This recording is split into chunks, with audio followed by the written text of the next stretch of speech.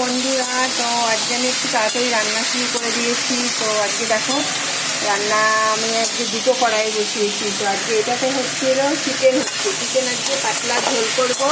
এর মধ্যে পেঁপে আলু দিয়ে আজকে চিকেনের পাতলা ঝোল করব। তেল একদম অল্প দিয়েছি।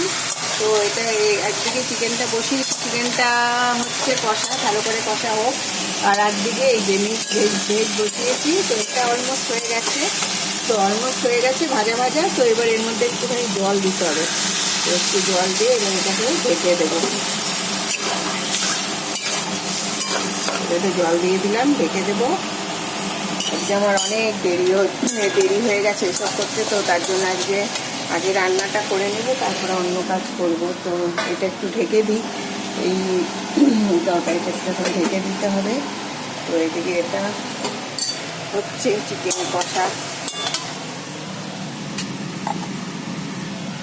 আজকে কষা না, আজকে একটু পাতলা পাতলা ঝোল করবো। অনেকদিন কষা খেলাম তো চিকেন, তো তার জন্য আজকে একটু পাতলা ঝোল বানানোর ইচ্ছে আছে। চিকেনের পাতলা ঝোল পেঁপে দিয়ে ভালোই লাগে খেতে, খারাপ লাগে না। তো যাই হোক, এটা এখন করছি। এদিকে চালটাও রেডি করতে হবে। চালটা এখন রেডি বের করি।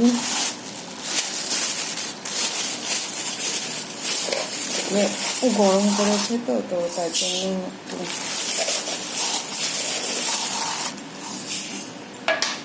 চালটা রেডি করে নিলাম। তাহলে এই যে চালটা একটু দিয়ে দিই। আর হচ্ছে বানাবো এই যে শাক বানাবো। এটা আমাদের রোজই হয়, শাকটা রোজই দাদা খুব ভালোবাসে খেতে, তো শাকটা রোজই করি। তো এই হচ্ছে আজকে আমাদের আমার কিচেনে রান্নার প্রিপারেশন। তো আমি এখন রান্না করছি। তো ওকে বন্ধুরা, তোমরা সবাই ভালো থেকো, আমার সাথে থেকো। তো আশা করি আজকে সারাদিন তোমাদের খুব ভালো যাবে। তো ওকে, বাই বন্ধুরা, হ্যাভ এ গুড ডে।